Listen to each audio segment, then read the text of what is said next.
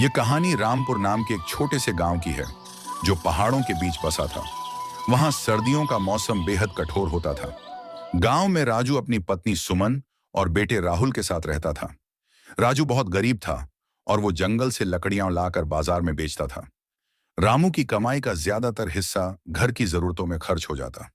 कुछ दिन बाद ठंड इतनी बढ़ जाती थी कि लोग घरों में दुबक जाते, लेकिन राजू मजबूर था। वह ठंड में भी जंगल जाता और लकड़ियां लाकर बेचता। एक रात जब राजू लकड़ी जला रहा था, सुमन ने कहा, इतनी ठंड में बाहर जाना ठीक नहीं है। अगर बीमार पड़ गए तो कमाई कैसे होगी? ठंड का यही समय है जब ज्यादा लकड़ियां बेचकर कुछ पैसे बचा सकता हूँ। तुम चिंता मत करो, मैं अपना ख्याल रखूंगा। राजू जंगल की ओर निकलता है। ठंडी हवाओं के बावजूद वह लकड़ियां जमा करता है और बाजार में बेच देता है। कई दिनों तक राजू ऐसा ही करता रहा। वह ज्यादा लकड़ियां लेकर आता और बाजार में बेचता, लेकिन ठंड ने उसकी सेहत पर असर डालना शुरू कर दिया। एक दिन ज्यादा ठंड में रहने के कारण राजू बीमार हो गया।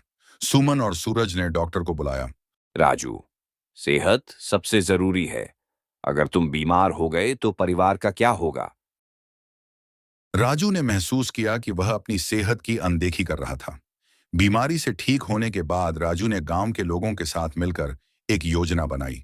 गांव के हर परिवार ने थोड़ा थोड़ा योगदान दिया और उन्होंने एक सामूहिक लकड़ी स्टोर शुरू किया। अब किसी को ठंड में बाहर जाने की जरूरत नहीं थी। ये पहल पूरे गांव के लिए मददगार साबित हुई। राजू ने न केवल अपने परिवार की मुश्किलों को हल किया, बल्कि पूरे गांव के लिए एक मिसाल बन गया।